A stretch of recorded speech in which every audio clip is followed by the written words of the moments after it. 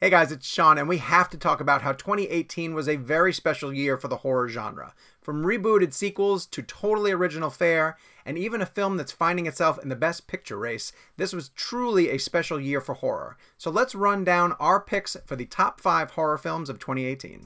At number 5, we have a sequel that fans waited 40 years to reach theaters, and it's David Gordon Green's Halloween.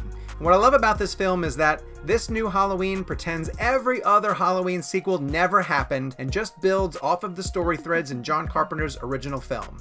Michael Myers is back in the path of Laurie Strode, and of course that classic character is played by Jamie Lee Curtis once again, but David Gordon Green and his co-writer Danny McBride give fans a throwback to the original John Carpenter film, as well as a worthy story that new fans could build on. Number 4 is Alex Garland's latest film, Annihilation, and if you watched any of Alex Garland's earlier films, especially Ex Machina, then you know that this one is a bit of a head-scratcher that's really rewarding with multiple views. In 2018, horror and sci-fi really blended the line that separated the two genres, and Annihilation was a fantastic exercise in both science fiction and horror, especially as its true mysteries were revealed. Natalie Portman is fantastic in the lead role. It's one of those films where the less I tell you about where the plot is going, the better your experience will be, but just know that this one was scary enough and intelligent enough to make our top 5 list. In a perfect world, Hereditary would be sweeping the Oscar race, and Toni Collette absolutely would be collecting her Best Actress trophy, but horror has a really hard time breaking through at the Oscars, and so it's going to have to settle for number 3 on our list of the top 5 horror films of 2018. Hereditary absolutely is one of those films where the less you know about where the plot is going, the better, so I'm not going to spoil it for you here, but you should know that it's a throwback to the types of 70s horror films that produced Rosemary's Baby and The Exorcist. It's truly that good, and the ending is so off the wall crazy that it's one of the wildest things that we saw in any genre of any film in 2018. Climbing all the way up to number 2 on our list of the 5 best horror films of 2018 is Upgrade, another film that sort of blended the line between science fiction and horror, especially as it progressed and became a bit of a body horror futuristic thriller type story.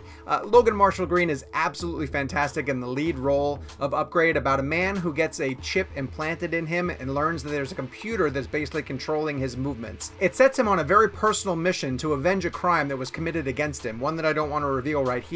But Upgrade feels like one of those movies that you would watch late night on Showtime in the 80s, and that's the best description I can give you because they nail that tone perfectly. This was one of the most fun films that we saw in theaters in 2018. And finally, in our number 1 spot of the best horror movies of 2018 is a mainstream film that might actually find itself in the Best Picture conversation.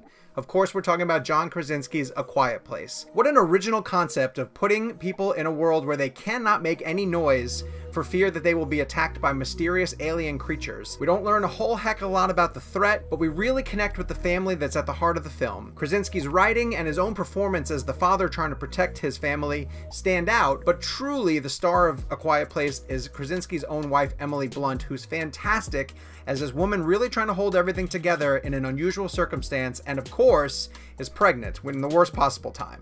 A Quiet Place was original and highly entertaining. It brought people back to multiplexes and established John Krasinski as a storyteller we want to pay attention to for years to come.